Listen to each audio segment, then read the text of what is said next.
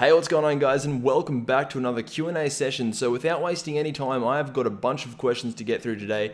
I don't think I'll get through all of them just because I want to save some questions for next week. But if anyone wants to go ahead and ask me a question, the very first link in the description will take you to this website. You don't even have to sign up, and you can pretty much go ahead and ask me a question, and it will be answered on video. So like I said before, let's just get into the very first question of the day, which comes from Trent Dooster. I hope I'm pronouncing that right, but he pretty much asks, what is your opinion on Mr. Satan? Now, I have very mixed feelings for Mr. Satan because in one aspect, I feel like he ruined the World Martial Arts Tournament because back in the Dragon Ball days, the World Martial Arts Tournament, they used to be the best thing ever. They used to be the climax of the entire series, but now with Mr. Satan, he has pretty much ruined the World Martial Arts Tournament, and I don't think we can ever have a legitimate World Martial Arts Tournament ever again, at least on Earth. As a warrior, I don't like Mr. Satan just because he's cocky, he's arrogant, he thinks he is the best, which in some aspects he is. That's relating back to my How Strong is Mr. Satan video that I made. But as a character, I do like Mr. Satan. I am glad that he's in Dragon Ball Z.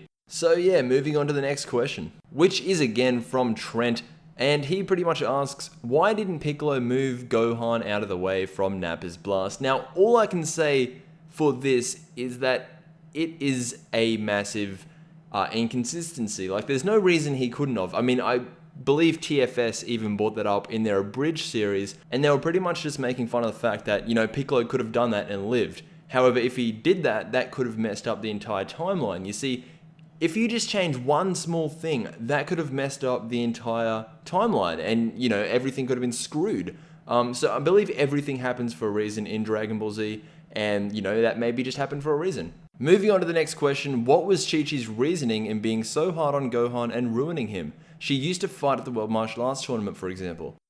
I mean, yeah, honestly, I'm just throwing it out there. I never liked Chi-Chi. I hated how she did that to Gohan. But, Chi-Chi, yeah, she used to fight at the World Martial Arts Tournament, but I think something must have happened to her in the transition from Dragon Ball to Dragon Ball Z. In those 5 years, something must have happened to her to make her feel like, she doesn't want her son to grow up to be a fighter. So yeah, I don't like Chi-Chi for doing that, and it doesn't make much sense considering her father was a martial artist. She was technically one of the most skilled martial artists on the planet. Her husband was a martial artist. Why don't you want your son to be a martial artist, Did she look at Goku over the years and sort of like form a angry opinion about him? I don't know. So yeah, thank you for the question, man. But now moving on to the very next question, which is again from Trent Dooster. He's asked a lot of questions today, guys. But he pretty much asks, why do so many people love Broly? So I recently went back and watched the first Broly movie, and it was very good. It was actually very interesting to go back and watch it because I haven't watched it for a very long time. And pretty much for those of you who forget or just don't know, Broly's father, Paragus, actually wanted to rebuild the Saiyan race on Earth. And honestly, that's a very good storyline that I kind of wish they redid that in a canon aspect. But I think that's the main reason that drew a lot of people into Broly, along with him just being the legendary Super Saiyan that even Vegito is scared of. And overall, I just think it comes down to that. People love the idea of a legendary Super Saiyan. So thanks for that question, man. Now moving on to one of your other questions, which is more scary, saltwater crocodile or great white shark? Now, honestly, for me, it's great white shark because a crocodile is nothing. The only way you're going to be put face to face with a great white shark is if you're in the middle of the ocean. And if you're in the middle of the ocean, I mean, you can't really do anything. Saltwater crocodiles, they're usually in swampy areas. And, swampy areas you can kind of stand up and like run away. And, grey white sharks, their teeth and their eyes and just their whole face, it really, like, that's one of my fears. Like, if I ever get stranded out in the Pacific Ocean, I don't know what I would do because I'd be scared that sharks were going to come and kill me. So for me, great white shark. Now moving on to the next question, which is, why do Australians think Vegemite tastes so good? It makes me gag. Now, honestly, this is a very interesting question because all the videos that I've seen online from people tasting Vegemite, they do it wrong. They don't make it right. They take bread out of the fridge, they take the slice of bread and put it on a plate and just put a whole bunch of Vegemite over the bread. They don't have butter, they don't have toasted bread. That would taste bad, honestly. If you had it like that, it would taste bad. You're meant to take the tiniest bit of Vegemite and just spread it across toast. That doesn't taste that bad. Now, I'm not the biggest Vegemite fan in the world, but I can tolerate the taste. It actually, I used to have it all the time when I was growing up. But I definitely can see why other cultures don't like it. I mean, if you're unfamiliar to the taste, you obviously won't like it. And if you have a big spoonful of Vegemite, obviously that's not going to taste good. Now, moving on to the next question, which is, do you think if Vegito stayed fused, he would have enough power to beat Beerus? Honestly, if Vegito never unfused, they couldn't beat Beerus, in my opinion. Just think about it, because Beerus would come to Earth, because Vegeta and Goku would be one person. I don't think Vegeta would be up at King Kai's place. I think he would be on Earth. And since they wouldn't have the requirements to actually become a god, Vegeta wouldn't be able to turn into the Red Super Saiyan God. Because if Vegeta was a Red Super Saiyan God, then yes, he could beat Beerus. If Vegeta was a Blue Super Saiyan God, which I like to call Super Saiyan God, then yes, he could beat Beerus and potentially Whis, but that's a whole nother debate. I don't think Vegito could beat him in Super Saiyan 1. I don't think he could beat him in Super Saiyan 2. And you think that he could beat him in Super Saiyan 3. I personally disagree. And here's why. It's very obvious at this point that gods have their own separate ki. There's God ki and there's human ki. You don't need to be a god to be able to beat a god. But you do need to be a god to be able to sense their life, presence their energy. So Beerus has the advantage in that aspect of the fight. I do think that their power level would be very similar. I do think Beerus would be slightly higher if he went all out.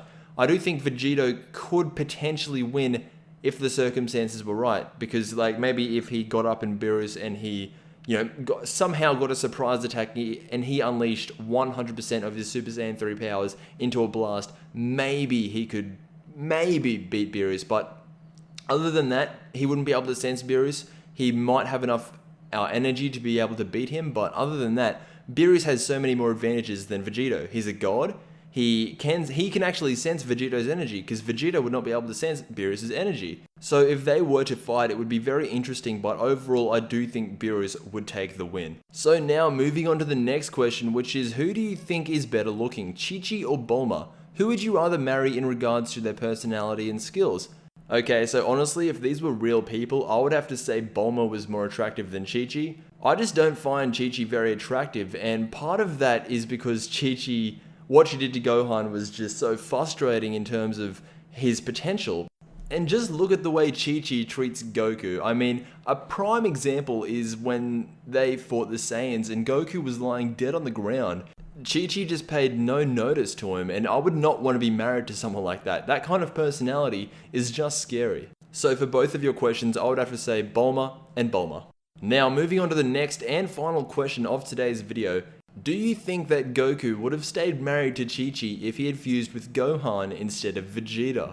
And when I first read this question, I was just thinking to myself, oh my god, I've never ever thought about that. I'm not sure about this, but I'm pretty sure Quaman brought this up in one of his videos, but that was a long time ago when I watched it, and I kind of want to give my own thoughts on what would potentially happen. So thank you to whoever asked this question. It actually said anonymous, so I'm not too sure who asked this question. If you're watching this video, please leave a comment so I can actually see who you are. So if Goku became Gokan, which is the most commonly accepted name for the fusion between Goku and Gohan, would they stay married to Chi-Chi?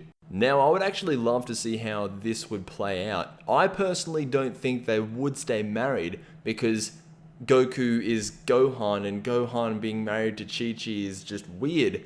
But could you imagine the look on Chi-Chi's face when they come home and they break the news to Chi-Chi? Could you imagine Chi-Chi's reaction? Oh my god, I would pay to see that. I would pay infinite amounts just to see that. But to actually answer the question, I don't think that they would stay married to Chi-Chi just because that would be incredibly weird. And honestly, the only person who would suffer from this is Chi-Chi. Goku doesn't really love Chi-Chi. He was kind of guilted into marrying her because Goku thought the word marry actually was some kind of food, and he just said, yes, I'll try that next time. So yeah, I feel like they would have to get some sort of official divorce going on because I just can't see that happening. Anyway, guys, thank you for watching this week's questions of the week. Hopefully you all enjoyed. And once again, if you do want to end up on this sort of series that I am doing, feel free to ask me any sort of questions you want. They can be DBZ related, they can be anything related. I don't mind. Just make sure if you want to ask questions, you actually go ahead and ask questions. And yeah, thank you guys for watching, and I'll see you, of course, in the next Dragon Ball Z video.